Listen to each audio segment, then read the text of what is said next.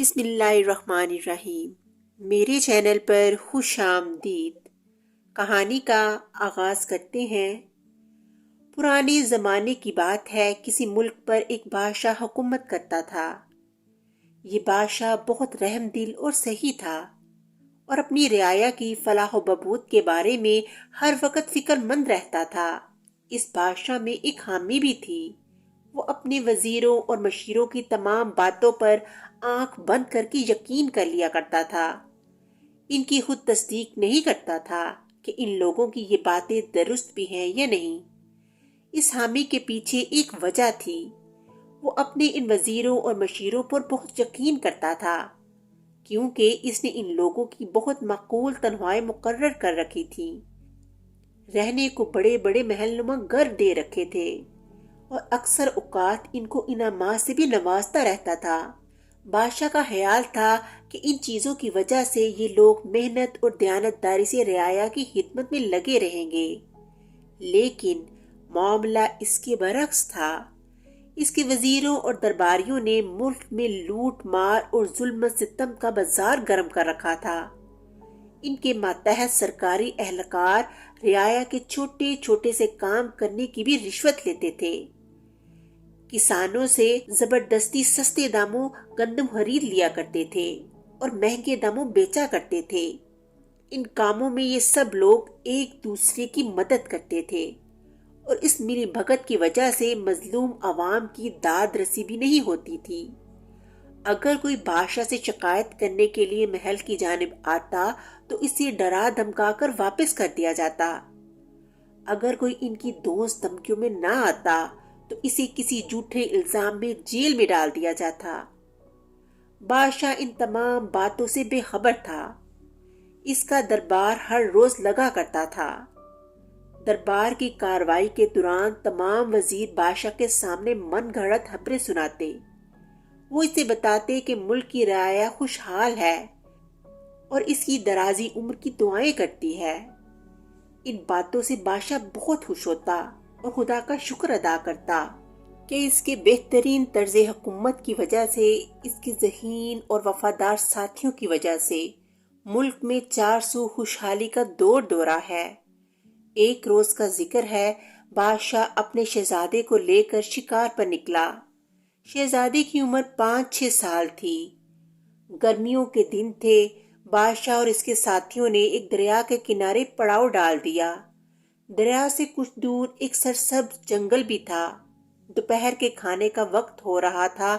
بادشاہ کے ساتھ آئے ہوئے ملازم کھانے کا انتظام کرنے لگے۔ اتنے میں ننھا شہزادہ سب کی آنکھ بچا کر دریا کے کنارے پر آ گیا۔ بے دہانی میں اس کی ٹھوکر کنارے پر پڑے ایک پتھر سے لگی اور وہ دریا میں جا گرا اور اس کے منہ سے ایک چیخ نکلی۔ پانی کے تیز بہاؤ نے لمحہ بھر میں اسے دریا کے بیچوں بیچ پہنچا دیا۔ شہزادی کی چیخ سن کر بادشاہ اور دوسرے سب لوگ دریا کی طرف دوڑے۔ انہوں نے شہزادے کو دریا میں ڈوبتے دیکھا تو یک زبان ہو کر چلانے لگے، بچاؤ بچاؤ۔ یہ اتفاق کی بات ہی تھی کہ ان تمام لوگوں میں سے کسی کو بھی تیرنا نہیں آتا تھا۔ بادشاہ کے اوسان ہتا ہو گئے تھے۔ اس کا شہزادہ اس کی آنکھوں کے سامنے دریا میں ڈوب رہا تھا۔ یہ شور شرابہ ابھی جاری ہی تھا کہ اچانک جنگل میں سے ایک خوبصورت نوجوان بھاگتا ہوا آیا اور دریا کے قریب آ کر اس نے پانی میں چھلانگ لگا دی۔ چند ہی لمحوں میں وہ شہزادے کے نزدیک پہنچ گیا اور اس کو اپنی گرفت میں لے لیا۔ یہ منظر دیکھ کر بادشاہ کی جان میں جان آئی۔ تھوڑی ہی دیر بعد وہ نوجوان شہزادے کو لے کر کنارے پر آ گیا۔ بادشاہ نے ننھے شہزادے کو اپنے سینے سے لگا لیا۔ اس کے سینے سے لگتے ہی سہما ہوا شہزادہ رونے لگا۔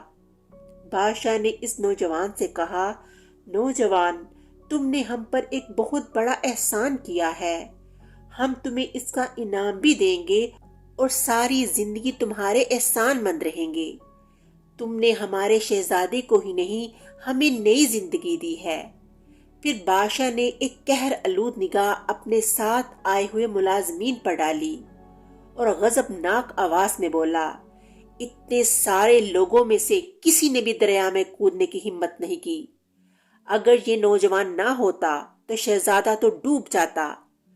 بادشاہ کے سارے ساتھی اس نوجوان کو نفرت بری نظروں سے دیکھنے لگے، جس کی وجہ سے ان کی بے عزتی ہو رہی تھی۔ اس واقعے کے فوراً بعد ہی بادشاہ نے پڑاؤ اٹھانے کا حکم دے دیا اور محل واپس آ گیا۔ بادشاہ نے نوجوان کو اپنے ساتھ ہی آنے کا کہہ دیا تھا۔ محل پہنچ کر بادشاہ نے پورا واقعہ ملکہ کو سنایا۔ اس کی کہانی سن کر ملکہ ننھے شہزادے کو خود سے لپٹ کر بہت روئی۔ اس نے اس نوجوان کا بہت شکریہ ادا کیا۔ بادشاہ نے کہا، ہم اس نوجوان کو وزیر بنا کر ہمیشہ اپنے ساتھ رکھیں گے۔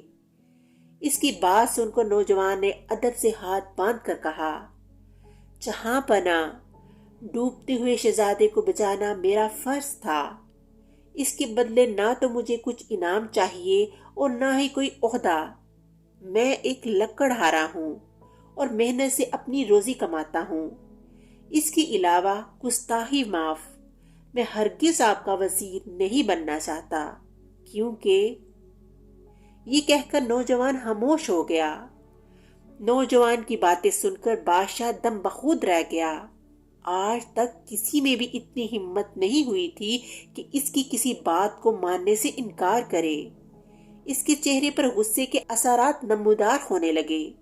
اس نے خود پر قابو پاتے ہوئے نوجوان سے کہا، نوجوان، تم ہمارے محسن ہو۔ تم نے نہ صرف ہمارے شہزادے کو بلکہ ہمیں اور ہماری ملکہ کو بھی نئی زندگی دی ہے۔ ہمیں اپنے انکار کی وجہ تو بتاؤ، تم ہمارے وزیر کیوں نہیں بننا چاہتے؟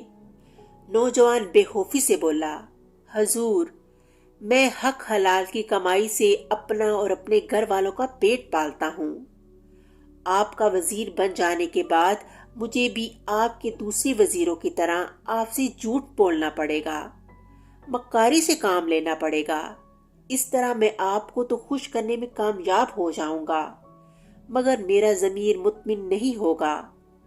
بادشاہ کو نوجوان کی یہ بات سن کر پھر طیش آنے لگا، مگر اس نے چند لمحے خاموش رہ کر پھر اپنی حالت پر قابو پا لیا اور کہا، نوجوان، ان باتوں سے تمہارا کیا مطلب ہے؟ تم ہم پر الزام لگا رہے ہو کہ ہم جھوٹی باتوں اور مکاریوں سے خوش ہوتے ہیں۔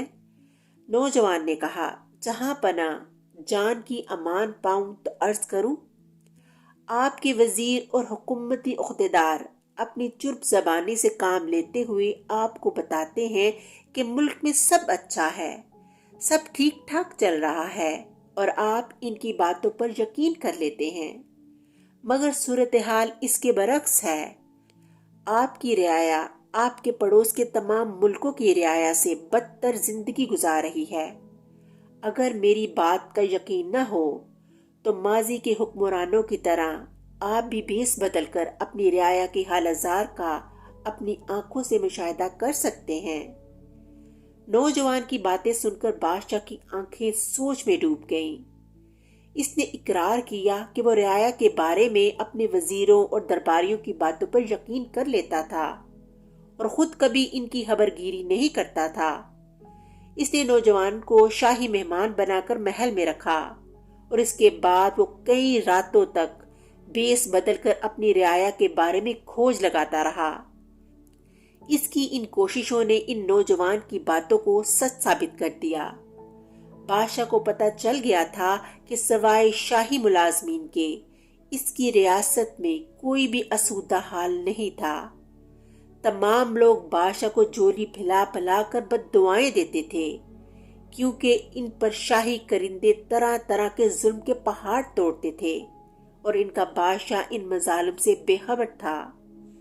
جب بادشاہ ان تمام باتوں سے پوری طرح واقف ہو گیا تو ایک روز اس نے اپنے کوتوال کو بلا کر اسے حکم دیا کہ ایسے تمام شاہی عہدیداروں کو گرفتار کر لیا جائے جو ان کاموں میں ملوث ہیں۔ ان کی گرفتاری کے بعد ان پر مقدمات درج کیے گئے۔